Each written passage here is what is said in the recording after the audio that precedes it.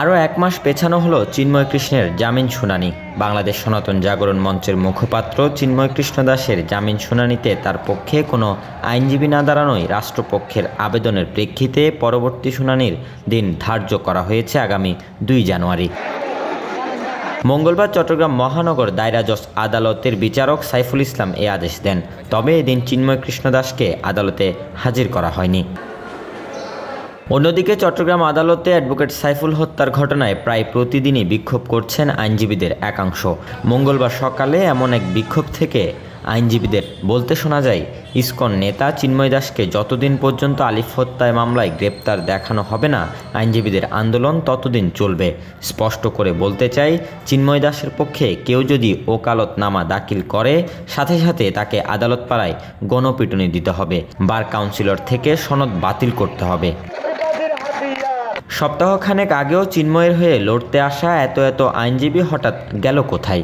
এ প্রশ্নের উত্তর অনেকটাই পরিষ্কার হয়ে যাবে আইনজীবীদের আন্দোলন থেকে। চট্টগ্রাম ইসকন প্রবর্তক মন্দির পরিচালনা কমিটির সদস্য স্বতন্ত্র গৌরাঙ্গ দাস মুঠোফোনে বলেছেন, চিন্ময় প্রভুর হয়ে লড়তে আসা আইনজীবীদের মামলা দেওয়া হয়েছে। প্রথম হচ্ছে আমাদের যে সমস্ত আইনজীবীরা ছিল সকলেই তো মামলার আসামি। 70 জন আসামির মধ্যে আমাদের আইনজীবীরা সবাই আছে।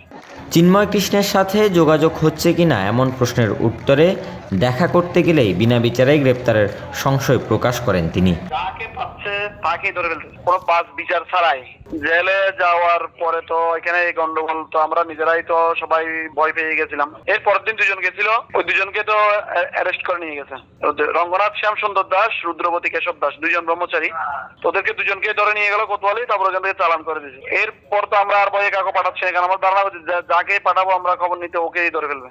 অন্যদিকে আদালত পাড়ার বিক্ষোভ দলীয় সিদ্ধান্ত নয়, বিক্ষিপ্তভাবে হচ্ছে বলে জানান চট্টগ্রাম আইনজীবী সমিতির সাধারণ সম্পাদক অ্যাডভোকেট আব্দুর রাজ্জাক। বিক্ষোভ সমাবেশ যেগুলো হচ্ছে এগুলো কিন্তু সমিতির সিদ্ধান্ত না, কিন্তু যেহেতু একটা বাইকে আমরা হারিয়েছি, কোনো আমাদের অন্তরে রক্তকরণ হচ্ছে, যার পরিপ্রেক্ষিতে আইনজীবী খুব বিক্ষুব্ধ। চিন্ময়ের হয়ে লড়তে আসা আইনজীবীদের মামলা দেওয়ার ব্যাপারেও কথা বলেন তিনি। গাড়ি ভাঙচুর থেকে শুরু করে মসজিদ ভাঙচুর থেকে শুরু করে যতগুলো অকারেন্স হয়েছে এখানে, তার উপর ভিত্তি করে সরকারের পক্ষ থেকেই মামলা হয়েছে। এখানে কোনো যে মামলাগুলো হয়েছে এখানে কোনো লয়াররা ইনভলভ না, লয়ারদের কোনো পার্টিসিপেশন নেই, লয়ারদের কোনো এখানে কোনো ধরনের হস্তক্ষেপ নেই। সম্প্রতি চিন্ময় কাণ্ডে আদালত প্রাঙ্গণের অদূরে আইনজীবী আলিফ খুন এবং পুলিশের উপর হামলা, গাড়ি ভাঙচুরের অভিযোগে পৃথক 2টি মামলা করেন তার বাবা ও ভাই।